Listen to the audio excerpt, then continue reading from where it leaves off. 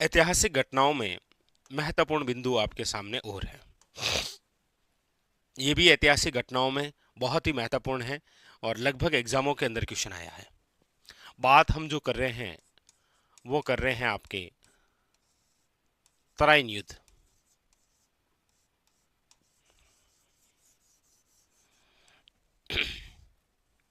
कौन से युद्ध की कर रहे हैं?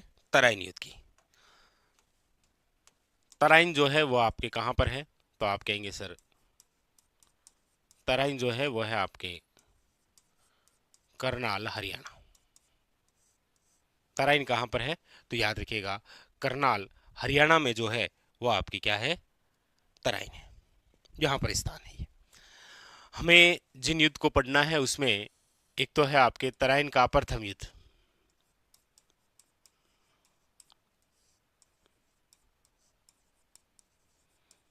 तराइन का प्रथम युद्ध।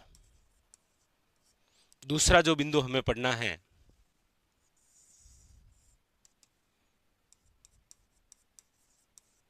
वो पढ़ना है तराइन का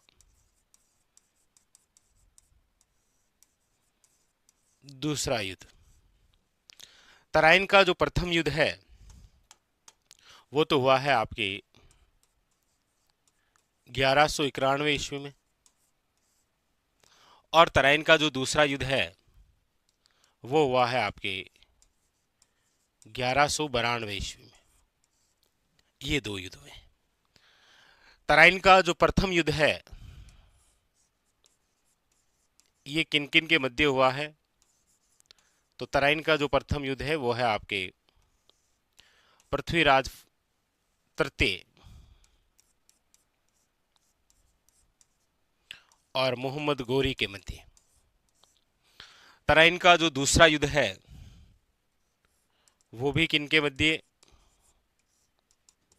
तो आप कहेंगे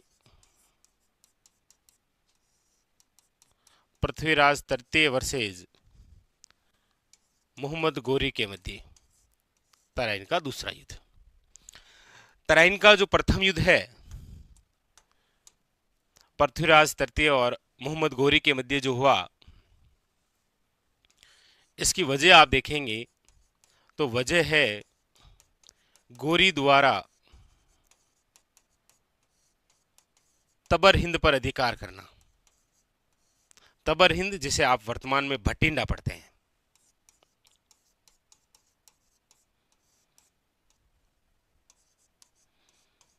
अधिकार करना।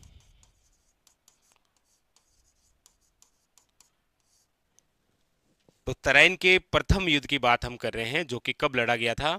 तो याद रखिएगा 1191 ईस्वी के अंदर। किन किन के मध्य हुआ था? तो पृथ्वीराज तृतीय और गोरी के मध्य। वजह क्या थी? वजह यह थी कि गोरी द्वारा तबर हिंद भटिंडा, वर्तमान पंजाब, वहां पर अधिकार किया गया था। इसीलिए पृथ्वीराज तृतीय द्वारा किस पर आक्रमण किया गया था? गोरी पर आक्रमण किया गया था। और इस युद्ध में याद रखिएगा दिल्ली के जो गवर्नर हैं जिसका नाम है गोविंद राय, इन्होंने भाग लिया था। और गोविंद राय के ही भाले के वार से, गोविंद राय के ही भाले के वार से गोरी घायल हो गया था।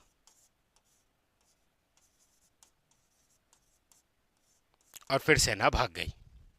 यानी कि तराइन का जो प्रथम युद्ध है इसमें जो विजय हुए वो कौन थे? याद रखिएगा पृथ्वीराज तृतीय। एग्जाम के लिए यदि हम चर्चा करेंगे तो एग्जाम में क्वेश्चन जो आता है वो आप ज्यादातर देखेंगे क्वेश्चन केवल इतना ही आ रखा है। एक तो आपसे ये पूछा गया है कि तराइन का जो प्रथम युद्ध है वो कब लड़ा गया? तो 1191 में। अच्छा, किन किन के मध्य हुआ है? तो आप कहेंगे पृथ्वीराज तृतीय वर्सेज घोरी के मध्य। कारण क्या है? तबर हिंद पर अधिकार करना। और इस युद्ध के अंदर दिल्ली के जो गवर्नर हैं गोविंद राय, उनकी महत्वपूर्ण भूमिका रही, क्योंकि इनके भाले के एक वार से ही गोरी क्या हो गया था? घायल हो गया। और बस विजय कौन हो गए थे? याद रखिएगा पृथ्वीराज तृतीय। कौन विजय हुए थे? पृथ्वीराज तृतीय। इसी प्रकार तराइन की दूसरे युद्ध की बात करते हैं। तराइन का जो दूसरा युद्ध है वो कब लड़ा गया? तो आप कहेंगे सर 1192 ईस्वी में। अच्छा, किन किन के मध्य हुआ? तो आप कहेंगे पृथ्वीराज तृतीय और मोहम्मद घोरी के मध्य। तराइन का जो द्वितीय युद्ध है, इस तराइन के द्वितीय युद्ध के दौरान ही, याद रखिएगा, इतिहासकार ये कहते हैं कि युद्ध भूमि के तहत ही, युद्ध भूमि में पृथ्वीराज जो तृतीय है इनकी मृत्यु हो गई, पृथ्वीराज तृतीय की मृत्यु।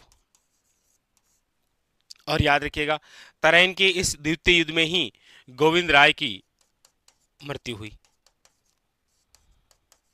गोविंद राय की मृत्यु। और गोविंद राय की जो पहचान है वो टूटे हुए दांतों से की गई थी। निम्न में से तराइन के द्वितीय युद्ध में गोरी द्वारा निम्न में से अपने सैनिकों के द्वारा कौन से व्यक्ति की पहचान टूटे हुए दांतों से की गई थी? याद रखिएगा, गोविंद राय। इसकी जो पहचान है वो किससे की गई थी? टूटे हुए दांतों से,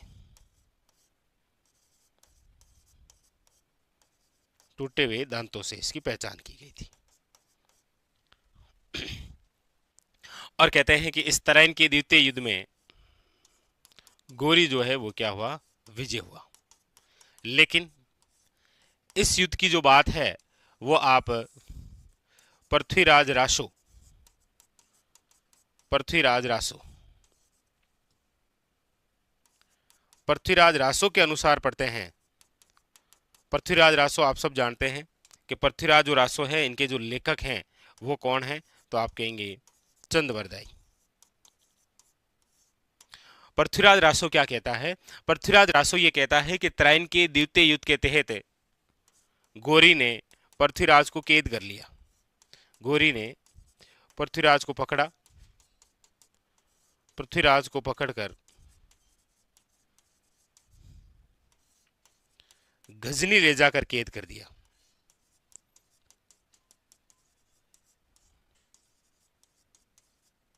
कैद किया।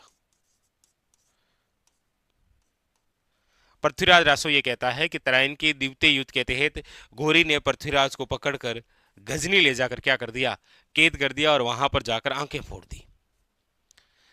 कहते हैं कि पृथ्वीराज तृतीय को वहां कैद कर दिया गया, आंखें फोड़ दी गई। कहते हैं चंद्रबरदाई जब उनसे मिलने गए थे तो उनकी ये दर्दशा चंद्रबरदाई जो है उनसे देखी नहीं गई। उनका राजा हर क्या हालत हो गई। इसीलिए उन्होंने एक कार्यक्रम के तहत, यानी कि घोरी के सामने एक बात रखी कि आपने हमारे राजा की आंखें जरूर फोड़ दी लेकिन आज भी वो बाण चला सकते हैं आराम से, क्योंकि पृथ्वीराज जो तृतीय हैं वो शब्द भेदी बाण चलाने में माहिर थे। इसीलिए एक कार्यक्रम, एक दरबार का आयोजन होता है और उसी दरबार के तहत पृथ्वीराज, जिनकी आंखों पर पट्टी बांध रखी होती है, आपने मूवी में देखा भी होगा, पढ़ा भी होगा, उनको दरबार में लाया जाता है और वहां पर चंद्रबरदाई जो है वो पृथ्वीराज तृतीय को एक देहो के रूप में घोरी की स्थिति बताते हैं। और दोहा कुछ इस प्रकार से था कि 4 बांस 24 गज अंगुलष्ट प्रमाण, ता ऊपर सुल्तान मत चूके चौहान। यानी कि चंद्रबरदाई ने इस दोहे के माध्यम से पृथ्वीराज को घोरी जो है उसकी लोकेशन बताई थी। और कहते हैं कि पृथ्वीराज ने जैसे ही ये सुना और एक तीर लगाया और जाकर सीधा सीधा घोरी के लगा, घोरी की हत्या हो गई। जबकि हम इंडियन हिस्ट्री में यह भी पढ़ते हैं कि घोरी की जो हत्या है वो खोकर जाटों द्वारा की गई थी। जो भी हो, आप जरूर याद रखें ये बात भी कि पृथ्वीराज रासो के अनुसार घोरी ने पृथ्वीराज को पकड़ा और गजनी ले जाकर कैद कर दिया और आंखें फोड़ दी। और यहीं पर कहते हैं गजनी के अंदर ही वो चंद्रबरदाई का दोहा याद रखिएगा। चंद्रबरदाई का दोहा कौन सा? वो है आपके ये 4 बांस 24 गज अंगुलष्ट प्रमाण, अंगुलष्ट प्रमाण, ता ऊपर बैठियो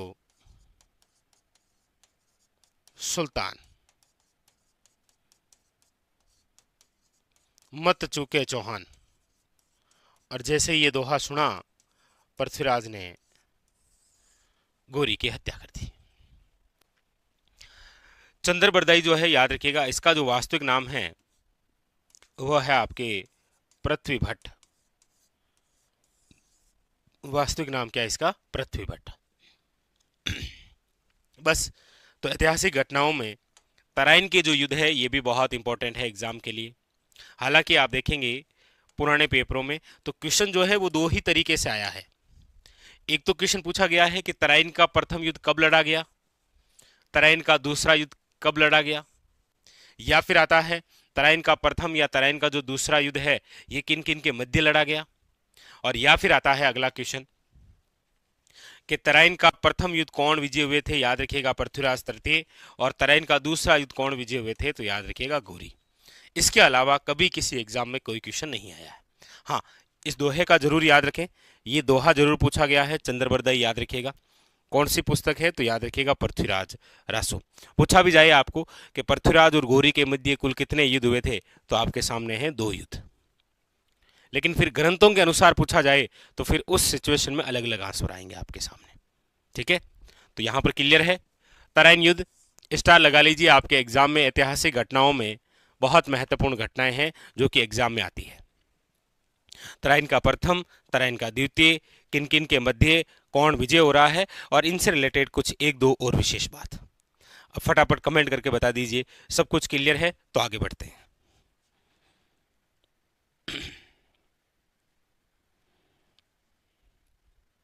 सब कुछ क्लियर है। ऐतिहासिक घटनाओं में लीजिए गिरी सुमेल युद्ध।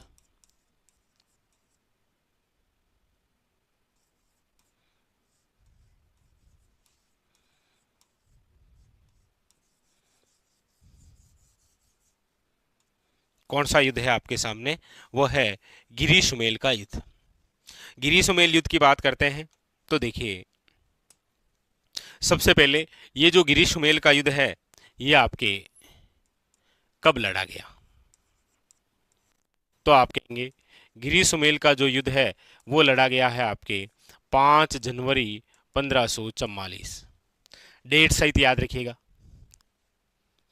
डेट सहित याद रखिएगा। गिरी सुमेल का जो युद्ध है वो कब लड़ा गया, तो आप कहेंगे सर 5 जनवरी 1544। ठीक है, दूसरी बात, ये गिरी सुमेल कहां पर है, तो आप कहेंगे सर गिरी और सुमेल ये 2 गांव हैं। गिरी और सुमेल 2 गांव हैं, और ये जो हैं ये आते हैं आपके जेतारण तहसील में। किस में आते हैं? जेतारण तहसील में। और जेतारण तहसील जो है वो पहले आपके पाली जिले का भाग, लेकिन वर्तमान के अंदर हम देखते हैं 41 जिलों के अनुसार तो इसकी लोकेशन आती है ब्यावर में। कहां पर आती है? ब्यावर के अंदर। दोनों ही बातें आपको याद रखनी है कि गिरी सुमेल का युद्ध कब हुआ और किन किन के बीच हुआ और कहां पर हुआ। अब यह है कि गिरी सुमेल का जो युद्ध है वो किन के मध्य हुआ, तो गिरी सुमेल का जो युद्ध है वो आपके मालदेव वर्सेज शेरशाह सूरी, किन के मध्य हुआ था? शेरशाह सूरी। मालदेव जो है वो आप सब जानते हैं मारवाड़ के शासक हैं, मारवाड़ के राठौड़ शासक हैं, जबकि शेरशाह सूरी जो है ये आपके भारत के शासक हैं, यानी कि दिल्ली के राजा हैं। तो शेरशाह सूरी और मालदेव के मध्य 5 जनवरी 1544 के अंदर जो युद्ध लड़ा गया वो कौन सा था? गिरी सुमेल का युद्ध। अब इस युद्ध के होने की वजह क्या है, तो वजह एक तो हम ये पढ़ते हैं कि ये जो शेरशाह सूरी है इन्होंने हुमायूं को पराजित करके आपके सत्ता प्राप्त की थी, और ऐसा कहते हैं कि मालदेव द्वारा उसी हुमायूं को सहायता पहुंचाई गई, इसीलिए शेरशाह सूरी ने इन पर अटैक किया। दूसरी वजह यह है कि शेरशाह सूरी को उकसाया गया, किनके द्वारा? तो बीकानेर के कल्याणमल और मेड़ता के वीरमदेव द्वारा। क्यों? क्योंकि मेड़ता और बीकानेर ये दोनों ही राव मालदेव के पास में थे। राव मालदेव के बारे में आप सुनते होंगे कि राव मालदेव मारवाड़ के वह राजा हैं जिनको 52 युद्धों का विजेता कहा जाता है, जिन्होंने 52 युद्धों से 58 परगने जीते थे। जिस प्रकार आप पढ़ते हैं कि राजस्थान इतिहास में सर्वाधिक किलों का निर्माता कौन है, तो आप कहते हैं कुंभा, लेकिन पश्चिमी राजस्थान में सर्वाधिक किलों के निर्माता कौन है? राव मालदेव। इसीलिए कहते हैं कि उन्होंने उकसाया। वजह जो भी रही, इनके मध्य युद्ध हुआ। अब इनके मध्य ये जो गिरी सुमेल युद्ध हुआ है इसमें से याद रखिएगा कि ये जो गिरी गांव है, कौन सा गांव है? गिरी गांव। इस गिरी गांव के अंदर शरण ले रखी थी किसने? तो याद रखिएगा मालदेव और मालदेव के सेनापति और इनके सैनिकों ने। और उधर जो सुमेल गांव है, इस सुमेल गांव के अंदर शरण ले रखी थी किसने? तो वो है आपके शेरशाह सूरी। शेरशाह सूरी इधर गिरी गांव के अंदर शरण ले रखी है मालदेव ने, और मालदेव के साथ में कौन है? तो मालदेव के सेनापति। और सेनापति कौन है? तो 99 युद्धों के विजेता जिनका नाम है जेता और कुंपा। इधर मालदेव के पास में कौन है? सेनापति जेता और कुंपा, जिनको 99 युद्धों का विजेता कहते हैं। इनको 99 युद्धों का विजेता कहते हैं, मालदेव को 52 युद्धों का विजेता कहते हैं। तो एक तरफ तो इतने सारे, इधर शेरशाह सूरी, और शेरशाह सूरी के साथ कौन है? तो शेरशाह सूरी के साथ है, याद रखिएगा, एक तो आपके बीकानेर के कल्याणमल, कौन है? बीकानेर का कल्याणमल है। और याद रखिएगा मेड़ता से वीरमदेव है। मेड़ता से कौन है? वीरमदेव। ये इधर से हैं और इधर ये हैं। कल्याणमल और वीरमदेव शेरशाह सूरी से कहते हैं कि जब तक राव मालदेव और उनके साथ जेता कुंपा है, हम उनको पराजित नहीं कर सकते। हाँ, नो डाउट आपने हुमायूं को पराजित किया है, लेकिन यह शूरा है। जेता और कुंपा 99 युद्धों के विजेता है, जबकि मालदेव 52 युद्धों के विजेता है। इसीलिए जब तक ये साथ में हैं, इनको पराजित करना मुश्किल है। इसीलिए कहते हैं कि कल्याणमल, वीरमदेव और शेरशाह सूरी, इन्होंने एक षड्यंत्र रचा और उसी षड्यंत्र का शिकार हो गए जेता कुंपा। षड्यंत्र क्या था? षड्यंत्र यही था कि जेता कुंपा और मालदेव के मध्य कैसे भी करके मतभेद करवाना है।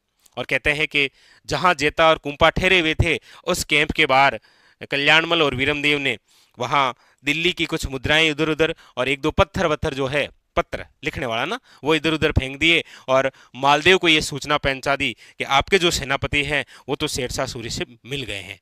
और ऐसा कहते हैं कि मालदेव ने जब कैंप के बाहर जाकर देखा ऐसा कुछ, तो ऐसे कुछ अवशेष मिल गए थे। लेकिन मालदेव जेता और कुंपा से बिना मिले डायरेक्ट कहाँ चले गए थे? मेहरानगढ़। यानी कि मालदेव ने इस युद्ध में भाग नहीं लिया था।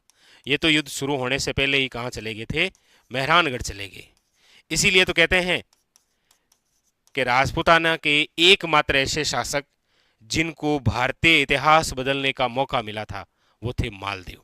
यदि ये रुकते, युद्ध करते, शेरशाह सूरी को पराजित करते, तो मालदेव हमारे राजपूताने के पहले ऐसे शासक होते जो भारत के शासक बनते। लेकिन मेहरानगढ़ चले गए। पीछे से कहते हैं जेता और कुंपा को जब जानकारी मिलती है कि हम पर कुछ इस प्रकार के आरोप लगाए गए हैं, तब कहते हैं कि बड़े ही बहादुरी से लड़ते हुए जेता और कुंपा जो है वो वीर गति को प्राप्त हो जाते हैं। क्या हो गए? वीर गति को प्राप्त हो गए। और इधर से ऐसा कहते हैं कि शेरशाह सूरी जो है वो प्रारंभ में जब युद्ध शुरू हुआ था, तो जेता और कुंपा जो है वो अपनी सेना के साथ शेरशाह सूरी और उनकी सेना पर भारी पड़ गए थे। लेकिन बीच में कहते हैं कि नमाज पढ़ने का वक्त दे दिया था शेरशाह सूरी को, और उसी समय शेरशाह सूरी की सहायता के लिए एक बंदा आ गया था और उसका नाम था जलाल खां खलवाणी। और जैसे ही आया, फिर वो सेना में नया जोश आ गया, नई सेना आ गई।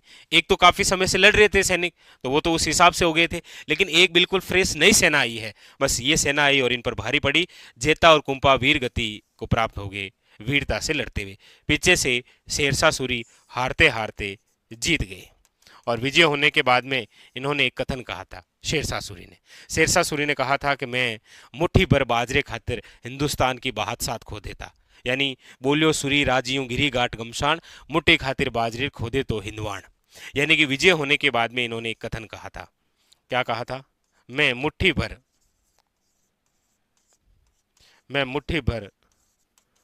बाजरे खातिर हिंदुस्तान की बात साथ खो देता। हिंदुस्तान की खो देता। बस विजय हो जाते हैं और उसके बाद में फिर शेरशाह सूरी जो है वो मेहरानगढ़ किले पर अधिकार करते हैं। किस पर अधिकार करते हैं? मेहरानगढ़ किले पर। जब ये मेहरानगढ़ किले पर जाते हैं तो राव मालदेव जो है वो शिवाना किले में शरण ले लेते हैं। शिवाना किला आप सब जानते हैं, मारवाड़ के जो जितने भी शासक हैं उन सभी की संकटकालीन शरण स्थली रही है। कौन सी? शिवाना किला, जो वर्तमान में कहां पर है? बालोतरा के अंदर। तो बस ये आपके ऐतिहासिक घटनाओं में एक और बड़ी महत्वपूर्ण घटना है गिरी सुमेल के युद्ध की। एग्जाम में कौन कौन से क्वेश्चन, किस प्रकार से क्वेश्चन बनने के चांसेस हैं, आइए उन सब के बारे में चर्चा करते हैं। एक तो पहला क्वेश्चन आपके सामने ये है कि ये जो युद्ध है गिरी सुमेल का युद्ध, ये गिरी सुमेल का युद्ध कब लड़ा गया? तो आप कहेंगे गिरी सुमेल का युद्ध लड़ा गया है 5 जनवरी 1544। याद रखिएगा, इंपॉर्टेंट। दूसरी बात, कहाँ पर है ये गिरी सुमेल? तो गिरी और सुमेल जो है वो जेतारन तहसील में है। जेतारन तहसील जो है वो आपके पहले पाली में, लेकिन 41 जिलों के अनुसार वर्तमान में कहाँ पर है? तो याद रखिएगा, ब्यावर में। फिर अगली बात, ये जो गिरी सुमेल का युद्ध है ये किन किन के मध्य हुआ? तो आप कहेंगे मालदेव और शेरशाह सूरी के मध्य। इस युद्ध में महत्वपूर्ण बात क्या है? गिरी गांव में शरण ले रखी है मालदेव ने, और मालदेव के साथ में कौन सेनापति थे? याद रखिएगा, जेता और कुंपा। इधर से कौन? शेरशाह सूरी। शेरशाह सूरी के साथ में कौन है? तो बीकानेर का राठौड़ कल्याण है, और मेड़ता का राठौड़ कौन है? वीरमदेव। ये दोनों शेरशाह सूरी के साथ है। इन युद्ध में विजय किसकी हुई? तो याद रखिएगा, शेरशाह सूरी की। और ये कथन कौन सा है? जितने भी कमेंट, जितने भी कथन किसी युद्ध से रिलेटेड होते हैं तो वो एग्जाम में जरूर आता है। तो याद रखिएगा, शेरशाह सूरी ने इस युद्ध को जीतकर ये कथन कहा था। मालदीव से रिलेटेड बात जरूर याद रखिएगा। आरएसएसबी बोर्ड ने ये क्वेश्चन पूछा था कि राजपूताने के एकमात्र ऐसे शासक जिनको भारत इतिहास बदलने का मौका मिला था, भारत का इतिहास